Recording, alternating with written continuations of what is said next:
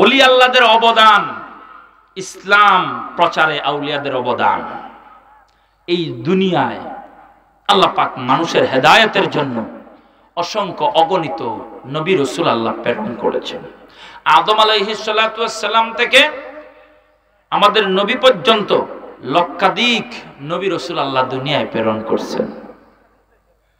কোন নবী বাংলাদেশে আসেন নাই, কোন নবী বাংলাদেশে আসেন নাই। কোন কোন বর্ণনায় যদিও পাওয়া যায় আদম আলাইহিস সালাতু ওয়াস সালাম জান্নাত থেকে নামছিলেন এই ভারত উপমহাদেশে।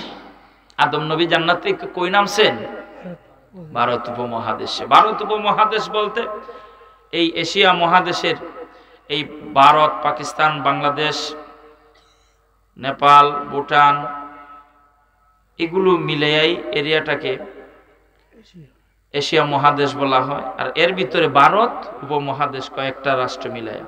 কোন কোন বর্ণনায় যে আদম আলাইহিস সালাতু ওয়াস সালাম বাংলাদেশে কদম রেখেছেন। সুবহানাল্লাহ পড়েন। তবে এটার দলিল আমরা রাখতে পারি নাই, কারণ আমাদের কাছে তো তৎকালীন সময়ে এত উন্নত মানের কোনো কিছু ছিল না। শ্রীলঙ্কারেরা কিন্তু আদম আলাইহিস সালামের পায়ের নকশা এখনো তারা রাখছে।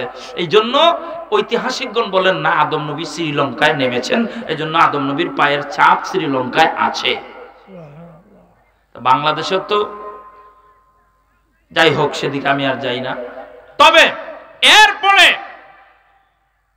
শীষ আলাইহিস সালাম থেকে নিয়ে আমাদের আখিরি পয়গম্বরে মুহাম্মদ মুস্তাফা সাল্লাল্লাহু আলাইহি ওয়াসাল্লাম পর্যন্ত আর কোন নবী বাংলাদেশে আসেন নাই।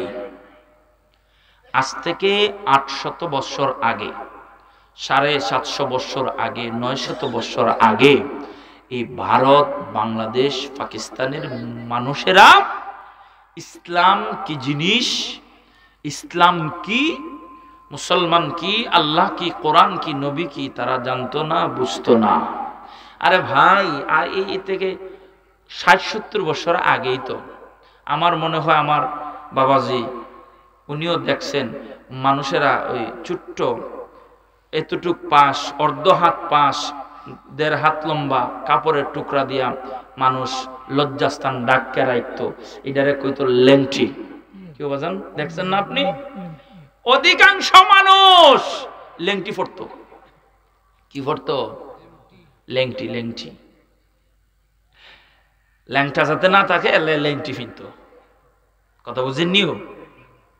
এরপরে মাথার এনের মধ্যে তিলক ফিনতো, যাতে ভূত বলা, বিপদ আপদ এগুলার থেকে বেঁচে থাকে। এখন আমগো সমাজে দেখবেন এনের মধ্যে একটা টিকা মারে, কালা টিকা। দাদি নাতিরা এনের মধ্যে কালি দেয়। কথা কন না, নজর লাগতো না। তিলক পড়তো কপালে, বিভিন্ন গাছের পৈতার মালা। আমি ছোটবেলা দেখছি ওই অজমিওয়ালা আসতো আর বিভিন্ন ধরনের ছোট শামুক, এরপরে গাছের গুটা, আবি জাবি দিয়া বজমালার মালা। কেউ দেখছেন না বাজান?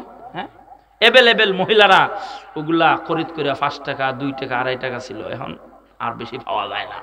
এগুলা আইনা অজমিওয়ালা চিনুনি? অজমি খাইছো না? কত টেস্ট। কথা কন না, যারা খাইছো এরা কো নাম অজমি মজা না? ফার্স্টে আধা টপ চাউল, 1 কাপ চাউল দিয়ে, কাপ দিয়া চাউল মারে লুকাই আইনা অজমিওয়ালারে দিয়া অজমি আচার তালাত লইয়া খাইতো। কথা কন না, চাউল চুর আসিল না? তুমি শুনানোর বালা, আমি মোল্লা বেটা যদি খাইছি তুমি আর ভালো লাগো। এই হজমওয়ালারা বজমালার মালা দেয়, এরকম পৈতার মালা গলায় পড়তো। মহিলারা হাতের মধ্যে সাকু, কপালে সিঁদুর।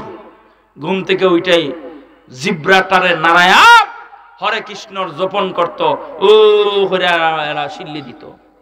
কথা কই না ভাই?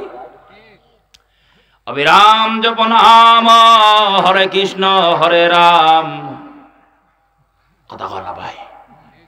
ওই জপন করতো, এটা ঘুম থেকে ওইটাই মন্ত্র পড়তো।